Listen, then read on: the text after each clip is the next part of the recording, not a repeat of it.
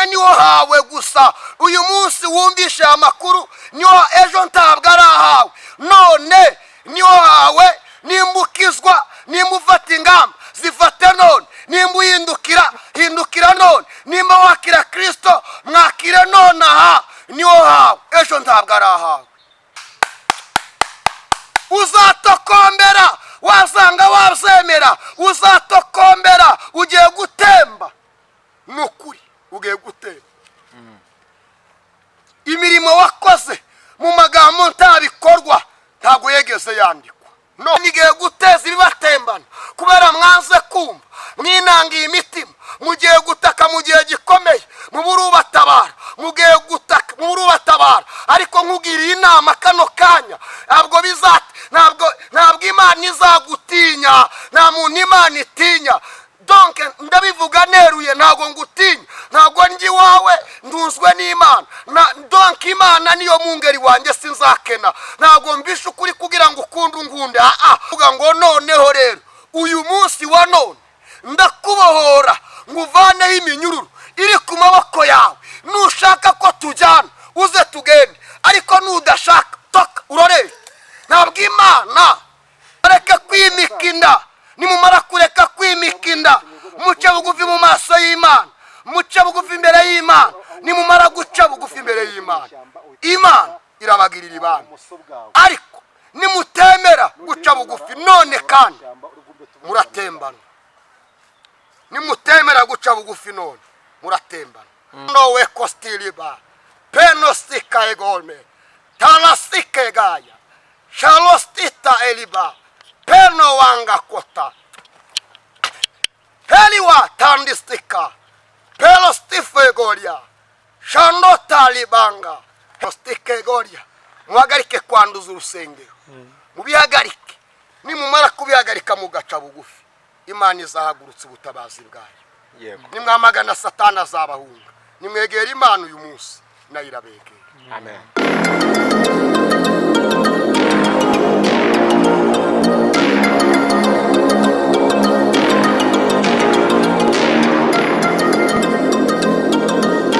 Bakunzi b'ijambo ry'Imana kandi bakunze umusaraba TV, mwese tubasuje kandi tubifurije amahoro y'Imana, tubifurije umugisha w'Imana mu byo mukora byose, mu byo mwekejeho amaboko byose. Tuvuga ngo Imana ibihire, Imana ibagirire neza ku manywa na nijoro, kandi Imana ibahe umugisha w'amajya n'amaza. Tubasuje kandi tubahaye ikaze rero mu kiganiro cyacu cy'uyu munsi, kandi mwumve ko tubasuhuje abahereye ku mugabane wa Amerika. Turabasuhuje kandi tubahaye ikaze umugabane wa Aziya, namwe turabasuhuje, tubahaye ikaze umugabane w'Uburayi ndetse na Afurika. Mwese tubasuhuje kandi tubahaye ikaze mu kiganiro cy'Imana. Ikaze rero mu ijambo ry'Imana, aho tugiye kumva ijambo ry'Imana. Mwicare rero twumve ijambo ry'Imana, twumve icyo Imana idushakaho muri iyi minsi. Nkunda kuvuga ngo ni iminsi ya nyuma, ni iminsi Yesu ari kweza umugeni kugira ngo azamwishyire atariho ikizinga, adafite ikizinga, atariho no mu nkanyari. Niyo mpamvu yavuga ngo ibisarurwa ari byinshi ko abasoza bake. Tumugere kugira ngo ibintu byose bigende neza. Ndi kumwe n'umukozi w'Imana Prophète Daniel. Imana niwishimye ko tugiye kuganira none muri kano kanya. Daniel, turagusoje. Murakoze cyane, natwe turabashuje cyane. Tunawapenda sana nyinyi mwenye mnatusikiliza mahali hapa. Turabakunda cyane, tunejejwe n'Imana yongeye kutwemerera kugera hano. Ni umugisha ukomeye duhawe n'Imana, kandi uyu mugisha nawe niwizera urawubona mu izina rya Yesu. Ariko utizera nta mugabane, nta n'uwazigeragira mu bwami bw'Imana. Waba uzi bushuri igikara warize, ariko utizera, nutizera ibyo tuvuga Imana itukoresheje, nutizera amagambo y'Imana, nutizera ijambo ry'Imana, nutera komanteri donc ugashaka gukirikika iby'Imana, nta mugabane ufite mu bwami bw'Imana.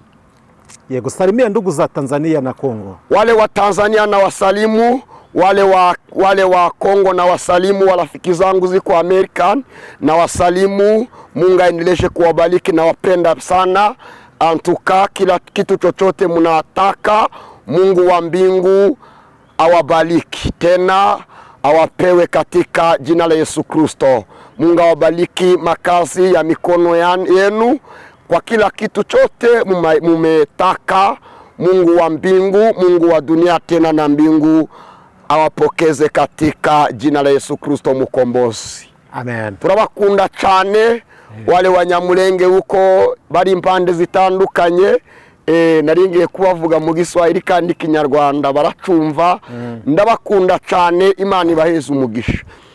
Ndetse abantu bose muri rusange dufatikanije urugendo ruja mu ijuru, ndabakunda, Imana ikomeze kubaheza umugisha mu izina rya Yesu Kristo.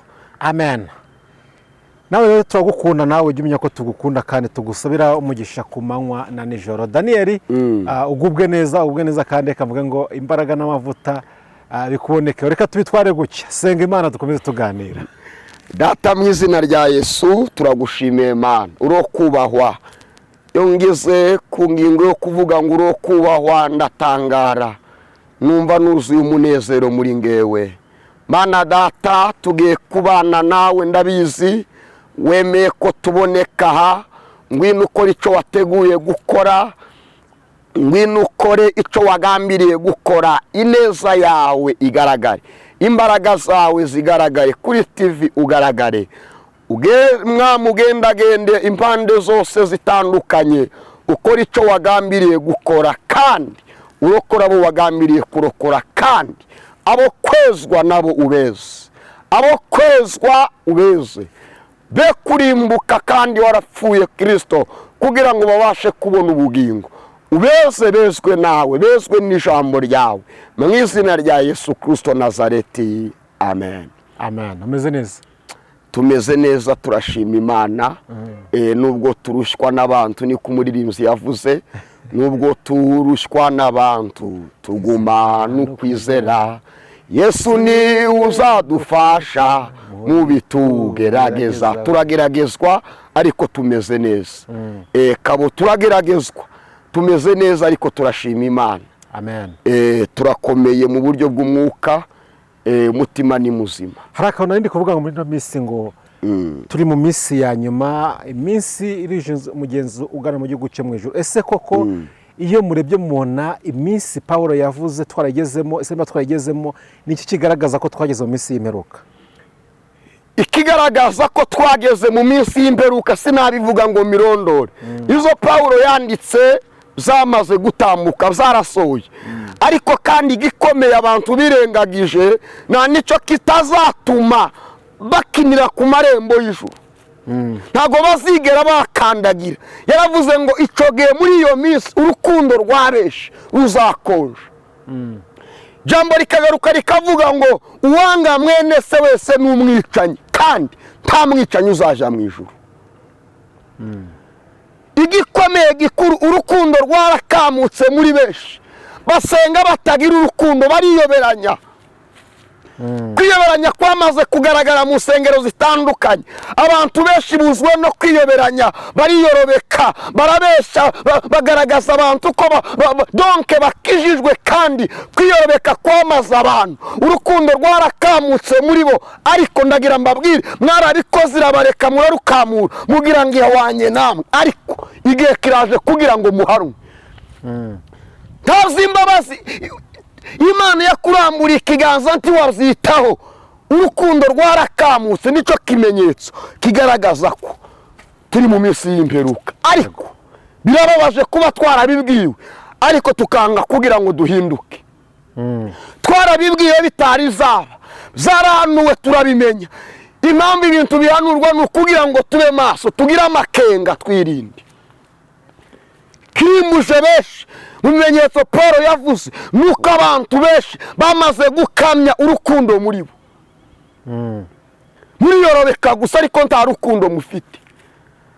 Mugaragaza ko muri beza ariko imitima yanyu yaraboze, yaraborewe, nta rukundo mukigira muri mwe. Ubwicanyi bwo mu mitima bwarababase, mwabaswe n'ubwicanyi, mwabaswe n'ibintu bitandukanye, donke nta kamenyetso k'urukundo na gato mukigira. Ngo nagiriye umuntu ngo neza, hari abantu bavuga ngo nagiriye umuntu neza, ngo none ngo yanituye nabi, ngo ndaparitse ngo ntabwo nzongera kugirira abantu neza. Uri satani, iso ni satani. Yego. Urukundo ntabwo rucogora, ntabwo rugira igihe, ntabwo rugira aho rugera ngo rugarukira. Urukundo rugomba guhora mu muntu wizera iteka n'iteka. Yego. uyu munsi naje mfite uburakari bite abantu b'Imana abitwa ngo ni abantu b'Imana, niko ijambo ryavuze muri Hoseya, abitwa ngo ni abakozi b'Imana, abitwa ngo ni abizera, barimbuwe no kutagira ubwenge, niko ijambo ryavuze. Abantu bange bishwe no kutagira ubwenge. Yego, icyo nicyo kimaze gusohora kandi kigiye kurimbuza benshi. Bindi zaratambutse, intambara zaratambutse, bigese nabirondora mubirebere muri Timoteyo igice cyaho cya 3 muhere ku murongo wa 1 nayo makuru ari. Yego, iminsi y'imperuka iri gusohora, twagezemo twayane. Urukundo arakanvuze ngo urukundo rwa benshi ruzakonja. Ese Paulo avuga iyi minsi, iyi minsi igomba gusohora no ku bantu baba mu nzu y'Imana bikabageraho. Donc aya magambo Paulo yavugaga yayabwiraga abantu bizera, ntabwo yabwiraga abapagani. Ni amagambo yabwirwaga bizera, kwanza nibo babwiraga, nabizera nyine, ntabwo zabwirwaga abapagani. Nabizera babwirwaga, kugira ngo abizera nihaboneka ukijijwe uvuye mu bapagani, uvuye hanze akaza aje gukizwa, bamumenyesha aya makuru n'izi kondisiyo zo mu minsi y'imperuka. Ariko bose barabihagaritse, ari abakijijwe ari n'abazi basanzwe baramwizeye, bose bararuparitse. Zabwirwaga bizera Kristo, ntabwo zabwirwaga batamwizeye. Ushobora kwibaza kuki byabwirwaga bizera Kristo byagira ngo bigende bite? Zagiraga ngo bakanguke, be kurangara, be gushukwa n'ibihe biri imbere, be gushukwa n'uburyarya bwa Satani, be gushukwa n'amayeri ya Satani, be gushukwa n'ibinezeza, be gushukwa n'ibyo Satani anyanyagiza, kubera ko mu minsi y'imperuka nibataba amaso bazabura ubugingo kubera icyo kintu. Impamvu nkubajije gutyo, ese birakwiye yuko shekotalibaste eganda oneta kostafo ego peno standiba wi pelokostika ego shawilo beldisteta eliba ha no tanga stika shelo pestika ego wi tandiwa shandosta ki totika elasifo egome. Imana ishimwe, ndakumva cyane. Ni kwibaza Paulo yarabivuze abibwira abo mu nzu y'Imana, yagira ngo birinde ibyo bihe bitazabageramo. Ese hari impamvu yuko ibyo bintu bibasohoye, urwo rukundo rukabura mu b'inzu y'Imana? Byaye impamvu yuko bigomba kubaho koko nkuko Paulo yabivuze, bigomba kubasohoraho, cyangwa yababwiye kugira ngo babe maso n'ibisohora bizajye ku bandi bo bizabagereho? Kwari ukugira ngo birinde. Icyambere, Yesu ntabwo yaje gupfira ab'indani mu nzu umwe gusa, yaje gupfira abantu bose. Yaravuze ari ijambo rivuga ngo maze gucana umuriro umaze kwaka, ndacyashaka iki kandi? Kubera iki? Petero yamaze kuboneka ugomba kubwira abantu, Yohana yamaze kuboneka ugomba kubwira abantu, Daniyeli yamaze kuboneka ugomba kubwira abantu, kugira ngo baze. Yagiraga ngo bikize n'abandi bazaza nyuma yaho bakamwizera. Nibatamwizera bazarimbuka. Donc amategeko y'Uwiteka impamvu ariho ni ukugira ngo tuyubahirize. Nitutayubahiriza tuzashya, ariko nituyubahiriza tuzaja mu bwami bw'Imana. Ntabwo Imana imenyerwa mwabarokore mwe, ntabwo Imana bayimenyera, ntabwo Imana ari umwana wazaye. Imana irihariye. Niwemera ukumvira uzaba amahoro, ariko niwanga ntiwumvire, moto uzamanuka kwa Satani, uzamanuka mu muriro, ntawe uzagukiza. Ntawe oya, ntawuza. Kandi igihe kirageze ubwo mugiye gutaka mukabura ubatabara, mugiye gutaka mubura ubatabara, mugiye gutabaza mubura ubatabara. Kubera iki? Amatwi yanyu mwarayazibye, amaso yanyu mwarayafunze, ntimugishaka kumva, ariko mugiye gukorwa n'isoni. Yavuze ngo nzabaseka mwagize ibyago, nzabaseka izo mwatinyaga bibagezeho. Izabaseka izo mwatinyaga bibagezeho. Uyu munsi uraganira n'umuntu twita umukristo, twita umuntu usenga mestaka sapeliba ibi bintu ko muri kwitanga gushya, akahita avuga ati erega ibintu turimo bigomba koko Pawulo yavuze ko ari iminsi y'imperuka tugomba kuyigenaho, ni iminsi y'imperuka. Amaze ati se ku cyimbo n'urukundo rwagabanutse mutagisurana, ahita avuga ni iminsi y'imperuka tuyirimo, nyine ugomba kubyakira. Nkibaza Yesu ko yaravuze ngo mu minsi y'imperuka hazaba bino bihe, Pawulo akavuga mu minsi y'imperuka hazaza bino bihe. Ese nk'aba mu nzu y'Imana natwe twemere ko bidusohoraho cyangwa byagasohoye kubo twita hanze y'inzu y'Imana?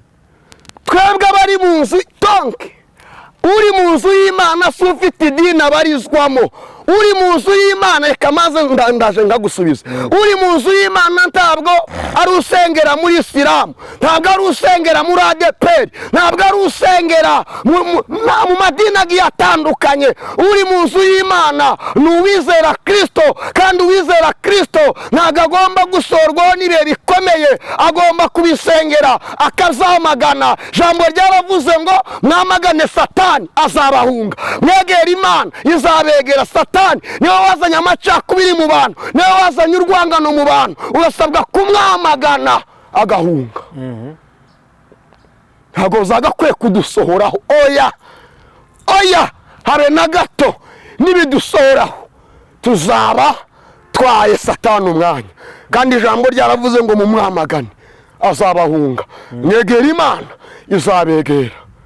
Yego, none ko byamaze gusura kubitwa ko bari mu Imana, uyu munsi harakorwa iki kugira ngo uwo mugozi baneshe ibyo bihe, kugira ngo ikintu bagomba gukora kugira ngo babaturwe bikureho uwo mugozi? Icya mbere ni ukugira umwete. Umurinzi yaravuze ngo gira umwete winjire, banza ugira umwete muri wowe wo kwitondera amategeko y'Uwiteka, kandi ijambo ryaravuze ngo mukorere Uwiteka mutinya, munezerwe, muhinde imishyitsi. Urasabwa kubanza kugira umwete. Wamara kugira umwete umaze kuwugira, ukamagana Satani araguhunga. Nimba nta bushake ufite uzakizwa n'iki? Mwuka Wera yaracomotse. Nimba udakigira Mwuka Wera ukwemeza, umenye ngo so ni Satani. Yego, nimba nta Mwuka Wera ufite ukuyobora kugira urukundo, waramutakaje, umenye ngo izo wakora zose umugabane wawe ni mu nyanja YACU umuriro, nta handi. Donc nimba waramaze kubera kuri urukundo kwawe, kubera kwemera kuyoborwa na Satani akakuyobora, ujye umenya ngo watumye Mwuka Wera yigendera, nawe izo wakora zose umugabane wawe ni mu nyanja YACU umuriro n'amazuku. Yego, ese ikintu tujye ku kintu bita urukundo, ikintu bita urukundo muri ino minsi duhagazemo nk'umuvugabutumwa, nk'umuhanuzi, ikintu bita urukundo unagihagaze gute muri ino minsi? Ikintu kitwa urukundo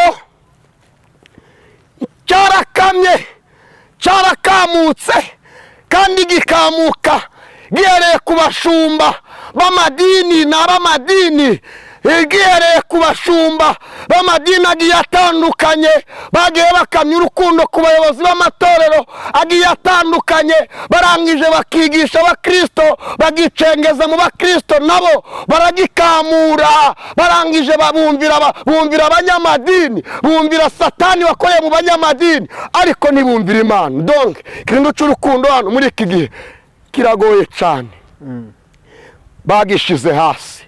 Ntabwo natinya kuvuga nk'izo muri Amerika bakoze, baravuga ngo Imana yabonye zero, n'abiki gihe bari guheza Imana zero, ntibari gushira Imana hejuru. Imana ni urukundo, ariko urukundo barukuyemo, muri make bahaye Imana zero. Nimutegere gato, izabaye hariya namwe muzabibona.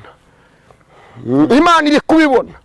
Yarababaye wa mugore we, yarababaye, yewe munyedini yarababaye, mushumba yarababaye, yewe yarababaye. Izo wakoze zaramubabaje, nawe urugo rwawe rugiye gushya, inzu yawe nawe igiye gushya. Kubera iki? Urukundo ruri ku kigero cyo hasi cyane, kandi rwakagiye ku kigero cyo hejuru, rwarakamutse. Uretse kujya mu nzu y'Imana no muri rusange, ubona ikintu cy'urukundo kiri kujya yicendera. Ndi kwibaza harakorwa iki kugira ngo urukundo rugaruke mu bantu? Murasenga mute, murasaba Imana gute? Nimba ari Imana yabikora, nimba ari abantu ku giti cyabo barabigiramo uruhare, harakorwa iki kugira ngo turebe ko urukundo rwongera rukagaruka mu bantu? Kuko rero mu bantu ibintu byose bigeneza. Harakorwa iki? Murasenga mute, murasaba Imana, murasaba abantu ku giti cyabo? Niki gikeneye kugira ngo urukundo rugaruke muri no minsi? Twarasenze, twarabwirije, dusoma Bibiliya, tubwira abantu, ariko izo twababwiye zose nizo n'ukuri twababwije abantu banze kukumva. Ahubwo nagira ngo mbatangarize impanda ya nyuma. Imana igiye gutembesha umuvu, ndetse itembeje amazi atemba akubura abantu, abajane kure tostika egariba, maze intwari zihanganye zikanamba ku Mana, zigakurikiza amategeko y'Imana, zizasigara zihimbaza Imana. Jambo ryaravuze ngo umwuka wanjye ntabwo azaguma kuruhanya n'abantu. Ntabwo umwuka w'Imana kiri kuruhanya n'abantu. Imana ni so wanyu, ni mwene wanyu. Imana uyifata ute? Mwuka wanje ntabwo azaruhanya n'abantu. No, ntabwo umwuka w'Uwiteka uzongera kuruhanya n'abantu. Imana igiye gutembesha imivu, penostiko egaye, igutembane n'urwangano rwawe, igutembane n'ubugome bwawe, igutembane n'ishyari ryawe, igutembane n'ubugome ndetse no kuraguza kwawe, igutembane n'uburozi bwawe, igutembane penostaliba kotalibanga rasikita egaye, maze Meshaki, Saduraka na Abedenego baze kwiyandurisha izo kurya z'ibwami. Kuranyumva neza? Meshaki, Saduraka na Abedenego baze kwiyandurisha izo kurya z'ibwami, bagiye gusigara bahagaze bahimbaza Imana, bagiye gusigara bahagaze bavuga gukomera kw'Imana ndetse n'imirimo ikomeye y'Imana ishobora zose. Nuko bigiye gukemuka, tugaruke kubwiriza ku rukundo. Niriye sengesho murakora kugira ngo urukundo rugaruke mu bantu? Harakorwa iki? Nakubwiye tumaze igihe dusenga zose. Umubwiriza aravuze ngo zose zarumvishwe, hasigaye indunduro. None Imana igiye kubarundura. Twarasenze, tubwiza abantu b'Imana ukuri, tubabwira ijambo ry'Imana icyo rivuga, ariko binangira imitima yabo. Igikenya ntabwo cumbiho. Haleluya! Niko zahoze yari umuserebanyi kandi yahiriye mu nzu. Imana igiye guteza umuriro, Imana igiye guteza ibibatembana kubera mwanze kumva, mwinangiye imitima. Mugiye gutaka mu gihe gikomeye, muburubatabara. Mugiye gutaka muburubatabara, ariko nkugiriye inama kano kanya, aya magambo ukiyumva wahindukira vuba ukihana. Ntabwo umwuka w'Imana no azaguma kuruhanya n'abana b'abantu. Ese mwebwe mubwiriza, navuze muri rusange, mwebwe mwisuzumye umuntu murufite urukundo, urikuvuga ngo bazabona mwebwe muri gutanga ubwo butumwa mubwiriza, ubwo navuze nereye kubashuma n'abandi muri rusange, urukundo umuntu murufite mukunda abo mubwiriza? Jewe nihere ku ruhande rwanje, amazi ndi gutambutsa yamaze kunyoza, ndatanga amazi nange yankijije. Ariko ubu uri umuhanuzi, ndavugira muri rusange, ubu uri profete, ubu uri umuvugabutumwa, ubu uri umushumba, uri runaka, ufite izina rikomeye. Donc ubu uri icyamamare mu isi, ariko utaritondeye amategeko y'Imana, ntabwo Imana izagutinya. Nta muntu Imana itinya. Donc ndabivuga neruye, ntabwo ngutinya, ntabwo ndi wawe, nduzwe n'Imana. Donc Imana niyo mungeri wanjye, sinzakena. Ntabwo mbisha ukuri kugira ngo ukunde ungunde. Ushaka kunyanga, ariko umenye waba uri umuhanuzi nde, waba uri runaka, ufite izina rikomeye, ufite uyoboye intama zimeze gute, ndagira ngo nkubwire ngo nawe uzatembanwa. Donc uzarokoka nuwabaye nka Meshaki, Saduraka na Abedenego banze kwiyandurisha izo kurya z'ibwami. Uri mu gukunda bene wanyu gusa, nabo ukabakunda ubaryarya, uri kwiyorobeka. Ndakunda uriya kubera ko ari icyo mukuraho. Mugiye gutemba mwembi, mugiye gutemba mwembi. Ndakunda uriya. Donc amen, amen, haleluya.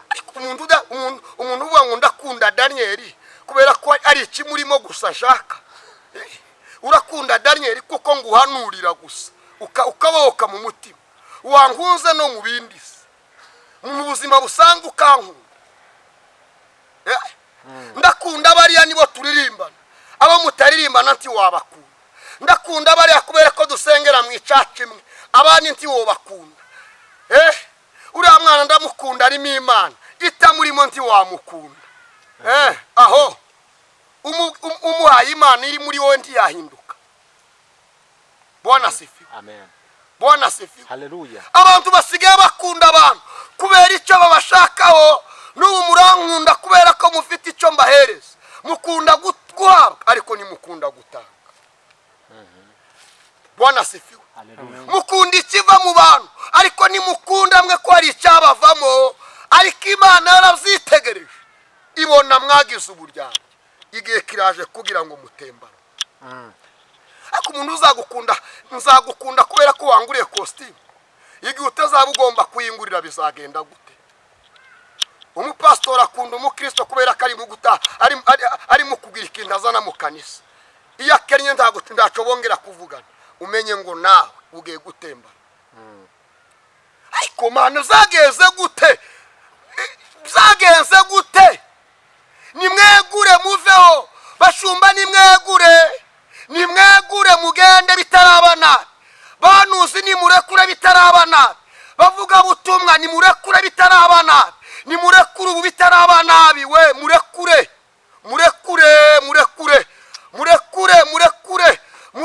bene data bitarabana. Nimurekure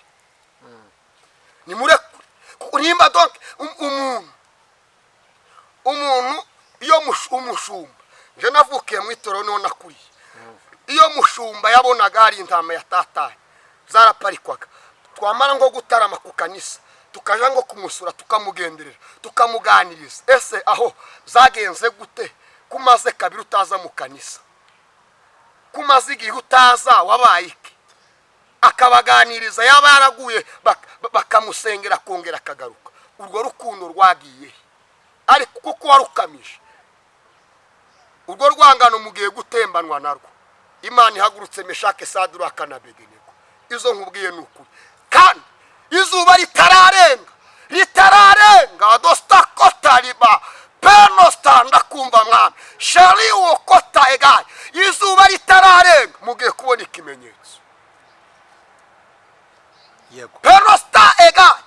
Izuba ritararenga mugiye kubona ikimenyetso mu Rwanda, muri Afurika impande zose. Mugiye kubona ikimenyetso aho uri hose, mugiye kubona ikimenyetso, mugiye kukibona. Yego. Nostakasa jonde stalaba ometa kostaliba ometandi kastika shaidanga jalastika ndakumva peno watandi kostika egaye. Jambo rizari bwa ngo dore mpagaze ku rugi ndakomanga ngo umuntu niyumva ijwi ryanjye ngo agakingura urugi ngo ndaza tubane. Hari abantu bihumuriza ngo Imana izatubabarira, ngo Imana n'urukundo, kandi waranze gukingura umutima wawe ngo Imana yinjire. Irakugirira gute n'urukundo kandi utarakinguye umutima wawe? Ariko ivubira ababi n'abeza. Ababi n'abeza gute? Imana ivubira ababi n'abeza kugira ngo irebe ko ababi bahindukira. Ariko ijambo ryaravuze ngo uzasame mu Migani ku gice cyawo cya mbere were ku murongo wawo wa mbere umanuke hasi. Ijambo ry'Imana ryaravuze ngo nabaramburiye ukuboko ntimwabyitaho, yabavubiriye imvura kandi muri babi ntimwabyitaho. Ariko igihe kirageze kugira ngo nayiba mwazi. Yabagaragarije urukundo ariko mwanga gukingura imitima yanyu. Nese kw'Imana urukundo ntago urukundo rwo rurarangira se? Urukundo rw'Imana imbabazi zo ntizigira akagero. Urukundo rw'Imana ruriho rwahozeho kera n'ubu ruzahoraho. Jambo ryaravuze ngo uzasome muri Yeremiya igice cyawo cya 40 umurongo wa 4 haravuga ngo noneho rero uyu munsi wa none ndakubohora nguvaneho iminyururu iri ku maboko yawe. Nushaka ko tujyana uze tugende, ariko nudashaka toka urore. Ntabwo Imana yireka isana ntacyo nishaka itakare. Reka Imana, ntabwo Imana ntibimenyerwa, yaragucyashe uranga, yarakuburiye uranga, yarakubwiye ngo tugende uranga, uragira ngo igushyire mu ishumi, oya gumana na satani so kuko wanze kwemerera Imana. Ndakubohora kuvaneho imigozi iri ku maboko yawe, nushaka ko tujyana uze tugende, ariko nudashaka urorere, nimba utabishaka rorera, ugiye gutembanwa n'ubugome bwawe. yatanze liberite, ugiye gutembanwa n'ishyari ryawe, ugiye gutembana n'uburozi bwawe, ugiye gutembana n'ubugome bwawe, ugiye gutembanwa n'ubusambanyi bwawe, ugiye gutembanwa kandi ntawe uzakuvanaho utembanwa, uzatembanwa na so satani wemereye gukorera. yego uzatembanwa na so satani. Hari ivugabutumwa muri ino minsi, impamvu nikije cyane ku kintu bita urukundo. Urukundo rwarakendeye, ariko nkuko nabikubwiye wabaza abantu avuga ngo ni iminsi y'imperuka, ihangane, urukundo bigomba kugenda gutya. Ariko nkibaza kugera ubwo ubona umushumba adakunze ntamaze. Hari abo menose kubona muri ino minsi umushumba umwe baramwimuye abakristo bakora umunsi mukuru, barishima bakora umunsi mukuru. Nje ariko ndebye ibyo bintu bibaye abakristo ukuntu bishimye, bakoze umunsi mukuru, ukuntu we kwishima ati Imana ishimwe kuba mujyanye, nekereza kabiri kubera iki abo yarashumbye bishimye. Mbaza umwe nese byibere iki nguriya muntu ngo ari shitani ngo kujya tujyana ngo je kutihana kuzima. Ndibaza sanga ni kakano karimo k'urukundo rwabuze. Ntabwo ivuga butumwa riri gukorwa muri no minsi dafite urukundo rimaze iki, intego yaryo ni yihe muri no minsi?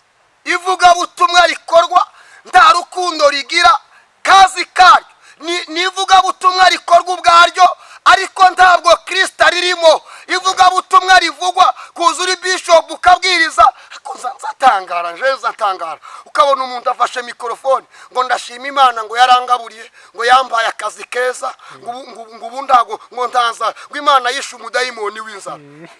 Niza bimarika itore, bimarika abantu bari mu kanisa, kandi hari abantu bashoje mu kanisa, icyo ntacyo bibamariye bigumana. Areke gushima, yaravuze ngo nari nshonje ntimwangaburire. Ayo mashimwe ntacyo amaze imbere y'Imana. Uvuga ngo ndashima Imana ko nahawe akazi, no igitangaje ngo nageneye pastor bishop wansengeye ngo namugeneye ishimwe, kandi pastor iwe afite itaje araramo, afite ibyo kurya, ameze neza, abana bari kwiga bitagoranye, akamuheza. Kandi muri iryo teraniro hari abantu bambaye ubusa, muri iryo teraniro hari abantu bafite ibibazo, muri iryo teraniro hari abantu bashonje. Wamara ngo mumfashe guhereza Imana amashyi, ayo mashyi ntabwo Imana igi yakira. Kandi arababura. Wumva byagenda bite yashima Imana gute? Yashima Imana mu buryo bufatika. Gushima Imana iz'Imana yagukoreye niko yabwiye wari uvuze ngo shaka gukurikira, arabubwira ngo kugira ngo tugendane neza banza ufate ibyawe ufite naguhaye, watunze ufite, ugenda ubishira abakene babanze barye uze tugende. Donc gushima Imana tanga ishimwe uhereze mushumba nta kibazo, ariko gushima Imana kuzuye gira n'abantu ugaburira muri iryo teraniro bizaba ibihamya ko Imana yakugiriye neza. Abantu mujye mushaka ko Imana izaza tukayibona n'amaso. Abantu mwabaye ibigani, ntabwo mugikeneye ko Imana ibakoresha, ukeneye ko izaza. Kuko mudashaka ko Imana ibakoresha, nimba Imana imbaye ibyo kurya iragira ngo mpereze n'umuturanyi wanjye ushonje. Nimba Imana imbaye costume iragira ngo nambike n'abambaye ubusa. Abantu muri kwikubira. Nimba Imana imaye akazi iragira ngo ako kazi mbaye nzagakoreshe ngaburira abashonje, nambika bambaye ubusa. Ariko mwebwe muri kwikubira ubwanyu, ariko izo mwikubiye mugiye gutembanwa nabyo. Hakika ya Mungu kandi yarabivunikiye, niwe wazihaye se. Aho izo mbaraga niwe wazihaye, Imana igutiza. Ntabaryama kuja mu kazi bikananirana, ntabaryama bakazuka bapfuye, n'akakazi ntigakora. Aho uriki wowe warabivunikiye, se ufite imbaraga? Nta mbaraga ufite. Jambo ryaravuze ngo umuvandimwe avukira gukura abandi mu makuba. Nimba waravukiye gutuma abantu bajya mu makuba, rero ntabwo uri umuvandimwe ahubwo uri uwa Satani. umuntu Imana nimba aramuhaye akazi nimba yamuhaye ibyo kurya wumva ko yashima gute? Gushima kwe kuzuye tugendeye kuri Bible cyangwa se ku ijambo ry'Imana rivuga, yagashimye gute? Gushima kwiza ni ukugira n'imirimo mizima. Gushima kwiza ni ukugaburira abashonje. Gushima ntabwo ari amagambo, ni ibikorwa. Nimba ushima mu magambo nta bikorwa ni zero. Jambo rya muririnze yaravuze mu YACU aravuga ngo shima umwami wo mu ijuru, ntanga icyo mushimisha, nari mbosha arambohora, nari ndwagira gute arangiza. Gushima kwawe ngo yaguhaye akazi, ako kazi kari we gafitiye umumaro gusa, utambuka ku bantu bambaye ubusa ugakikira ukigendera, izo ntaco bimaze. Ese gushima mu nsengero ubivugaho iki mu cyumba? Gushima mu nsengero biremewe cyane, ni uguhamiriza abantu uko Yesu akora imbere y'imbaga y'abantu, ukereka abantu uko Yesu akora, donc bakabimenya ko Yesu akora. Donc ni uguhamya, ni ikimenyetso cyo guhamya no kwereka abantu bataramwizera neza ko Yesu akora. Ubwa kabiri kandi ukimara guhamya kandi ukabagaragariza ibikorwa ko atuye muri wowe uri gushima, atari iz'amagambo. Ariko aho umuntu aze n'urugero ngiye gutanga, kandi hari abashumba babikora. Umuntu araje ati mukozi w'Imana nsengera, bagiye kunsohora mu nzu, nabuze uburyo nakishura inzu, ngakubwira ngo pfukama ngo usengere kandi mfite ifaranga. Izo na ubwo ni uburyarya, ubwo ni uburyarya, ubwo ni uburyarya, ubwo ni uburyarya. Ntabwo birayemera kusengera umuntu ku kibazo afite kandi wakagikemuye. Mu gihe umuntu anganye uzambwira Imana izampa ifaranga, ariko Mana uzampa ifaranga, uzampeza amafaranga, umpe. Ndumva shaka gusenga Imana mu bikorwa atari amagambo. Urasenga Imana mu magambo ntaco bimaze. Gusenga Imana mu magambo izo nta gaciro, izo ntaco bimaze. Yesu ntabwo yegeze asengera abantu mu magambo, yasengeye abantu mu ijambo ndetse no mu bikorwa.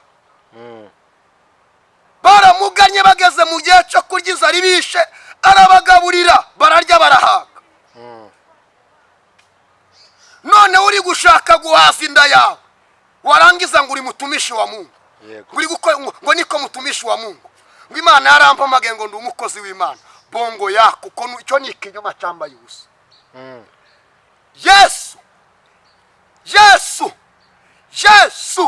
yageze ku mukobwa wa Yayiro, asanga yapfuye, arasenga aravuga ngo mukobwa kanguka. Amaze gukanguka aramwumvira, arakanguka, aravuga ngo kandi mugende mu mugaburire. None wowe uri gusenga Imana mu magambo, uri kubwira Imana mu magambo, ahubwo uri gushaka kubakamuramo na twatundi tw'amareza munsi, kandi ibyo bigezweho tw'amareza munsi. Ariko uzabona ishano, uzatokombera. Hakika ya Mungu uzatokombera, wazanga wazemera, uzatokombera, ugiye gutemba. Nukuri ugiye gutemba. Imirimo wakoze mu magambo ntabikorwa ntabwo yegeze yandikwa. No, muri Yakobo igice cya mbere umurongo waho ndatekerezaho 22 haravuga ngo ariko rero mwumva iryo jambo ngo kandi mukora izaryo. Ngo kuko umuntu wumva iryo jambo gusa ngo ntakora izaryo, ngo ameze nk'umuntu wireberamo mu ndorerwamo kwasa, yamara kugenda akibagirwa. Kumva ijambo udakora izaryo warayose, uzatembara. Yego, ndabivuga nk'uzapfa ejo nitambukire. Ariko kuvuga ubutumwa udakora izubutumwa bukubwiye, warayose, uri umupagani. Guhanura udakora izubuhanuzi bugutegeka, warayose, uri umupagani. Ngo ariko rero mwumva iryo jambo kandi mukora izaryo, kuko umuntu wumva iryo jambo gusa ntakora izaryo ni umupagani, ameze nk'urebera mu ndorerwamo kwasa, ngo yamara kugenda ngo akiyibagirwa. Yego. Ese ivuga butumwa dukeneye muri no minsi nivuga butumwa rimeze gute? Iyi ndavuga iyi minsi turimo, iminsi igaragara nk'iminsi ya nyuma, hakenewe ivuga butumwa rimeze rite? Ivuga butumwa dukeneye niribwiriza abantu ubutumwa bwiza rikomora ibikomere mu magambo mu mvugo ndetse no mu bikorwa ivuga butumwa rinyunyuza abantu rigarushaho kubakomeretsa iryo ntaryo dukeneye iryo ntabwo rikenewe yego ivuga butumwa dukeneye nivuga butumwa ribwiriza abantu ko Yesu akiza mu mvugo ndetse no mu bikorwa pastor akomana bashumba muzabonisha ukihandagaza ngo narindi mu bihe bikomeye ngo nazaga ngera mu gihe ngo inzara ikankubita nza nkunda kubyumva ngo ngasonza ngo ari kubunono ngo zabiye zaragiye ngo ndanzara nkigira mu rugo kandi ntamuyoboye inzara zirazisha intamuyoboye zambaye ubusa ngo ndashima Imana ngo umudamu wanjye ntiyambaraga sinabonaga uko mwambika ari kubarambara ariko abantu uyoboye bambaye ubusa warangiza ngo nimutere haleluya ubwo ni ubupfapfa uzatembanwa na Satani bose se abagabo barakabarangiza donke ntago yabarangiza ariko yanabarangiza impamvu atabarangiza ubu nukubera ntabushaka afite umururumba Yesu ahimbazwe cyane kuri duka bintumwa zari zifite duke cyane kubera ubushake ndetse n'umuhate abantu ibihumbi bagize gute barariye bagira gute baranasigaza kubera iki kubera umwete n'ubushake uyu mushumba afite ubushake n'umwete kino gikwembe kimwe hari ukundi Imana yabigenza abambaye ubusa bakambara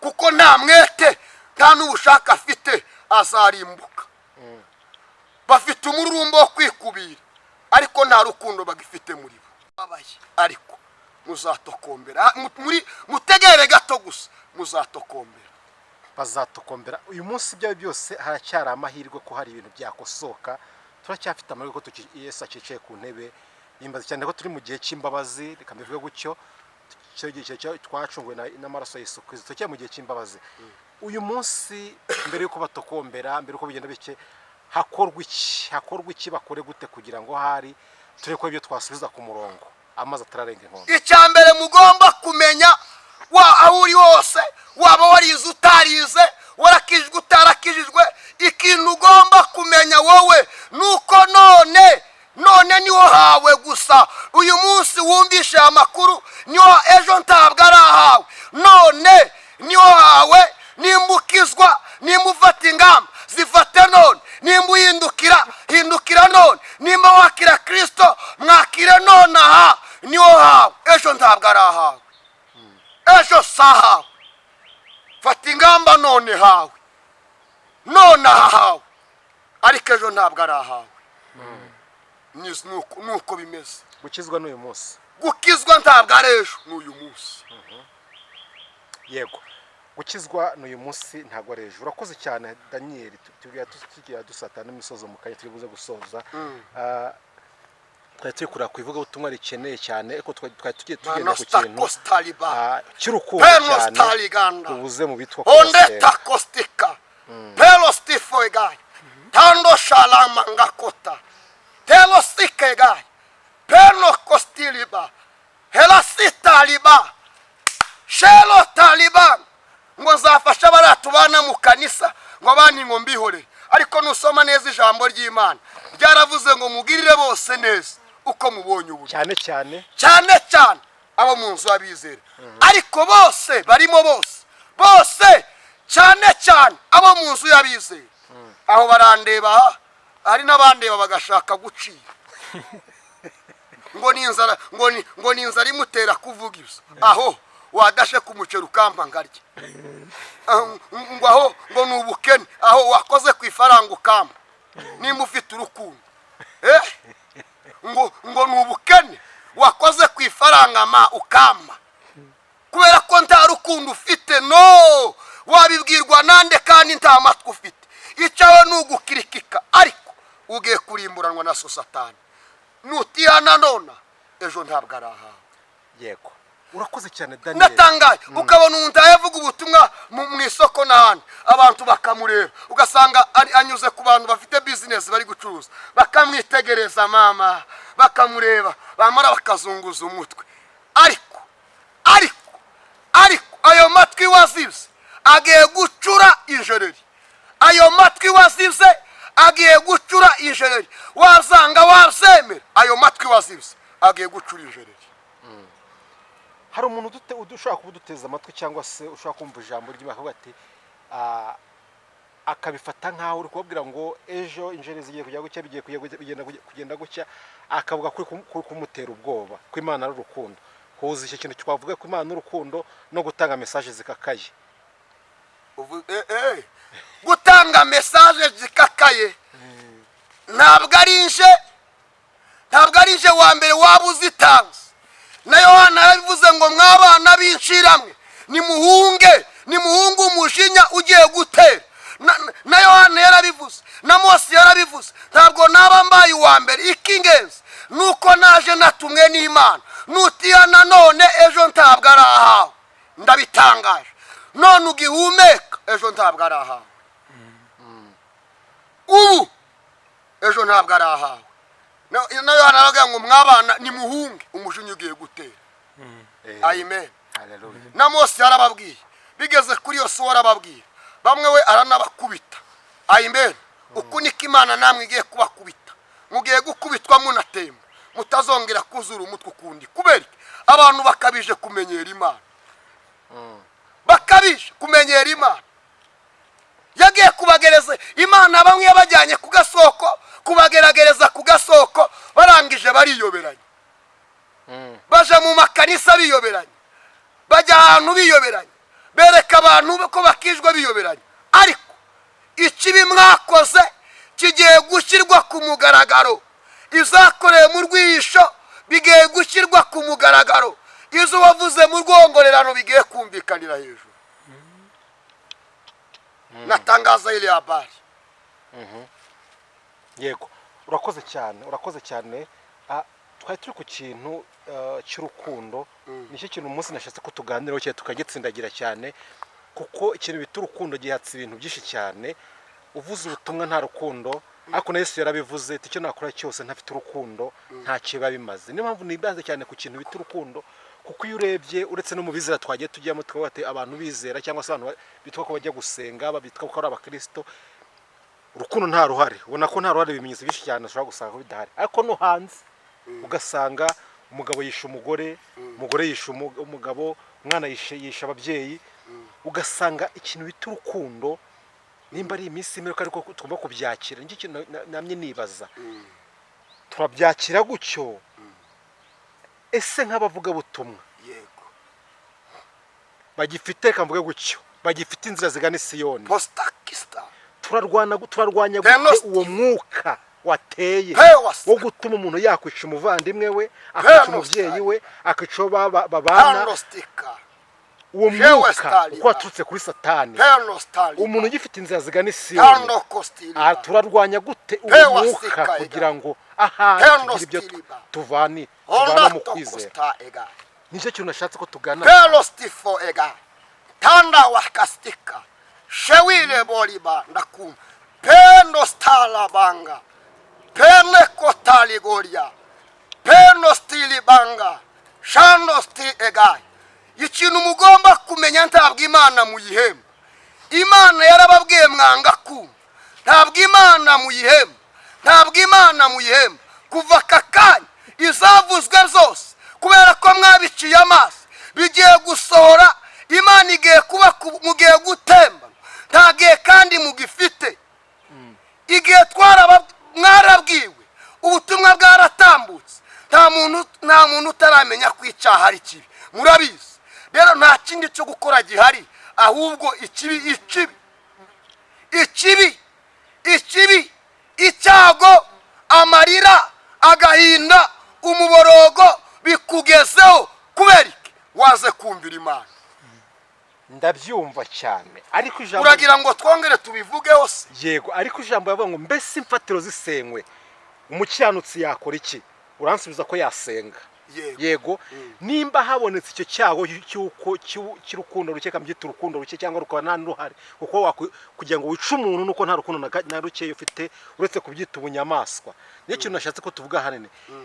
Harako mwebwe murahangana gute n'uwo mwuka waje mu bantu ukabakamura mu rukundo kugeza aho umuntu yica undi byahozeho ndabyemera ariko uyu munsi murahangana n'uwo mwuka gute Imana ntabwo tuyemba turabyemera ariko Imana urukundo nanone tubyibuke turangana gute n'uwo mwuka ahubwo turakora iki none ni none ariko none umushumba witeguye guki umukristo witeguye gukira umuntu wese witeguye gukira waba warize ufite diplome waba uzi icyongereza n'igifaransa mera nk'abagabo bari ineneve umere nk'ababyeyi bari ineneve umumere nk'urubyiruko rwari ineneve nimurangiza muce bugufi mwihane donke mwereke Imana imitima yanyu muce bugufi mwature mwihane ngo bineneve ngo baretse kurya amaka yabo ntiyarya amatungo yabo yose ntiyarya abo mu gihugu bose ntibari baca bugufi bamaze ngo guca bugufi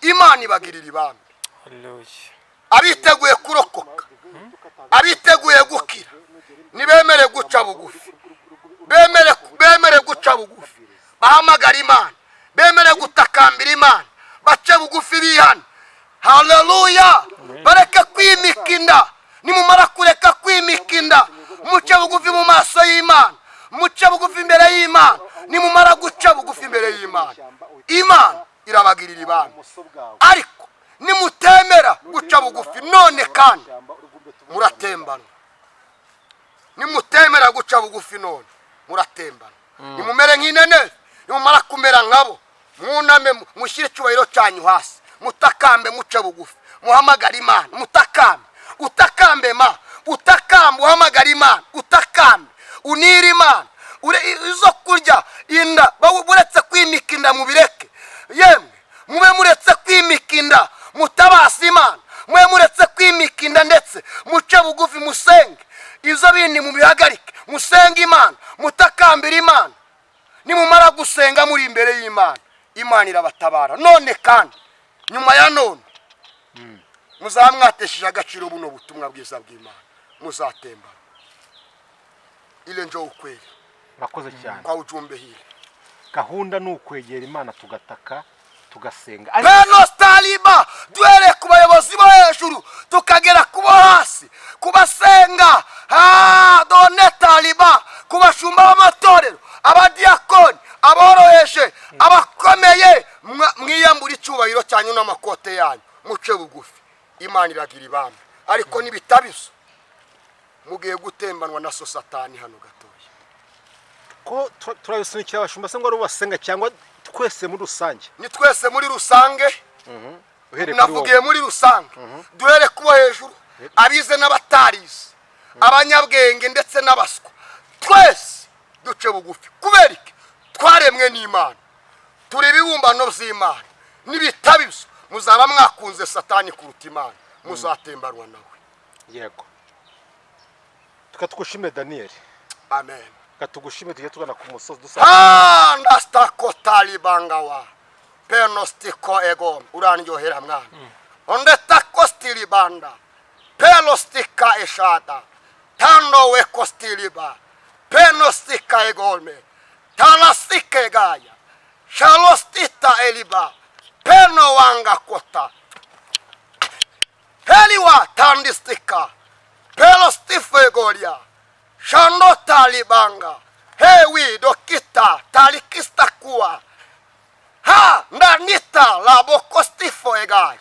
urakoze mwana hey taliwiriganda moneta ngostika shalaboti kolibanga penostike gloria mureke kwanduza urusengero muhindukire Imana izabatabara Imana ariko bwiye nostike gloria muhagarike kwanduza urusengero mubihagarike nimumara kubihagarika mugaca bugufi Imana izahagurutse ubutabazi bwayo yego nimwamagana Satani azabahunga nimwegera Imana uyu munsi nayirabegera amen Mugiye hagize icyaza ikantesha inzira yawe cyangwa kikandemerera urwo rugendo mfite uzazuca uwo mugozi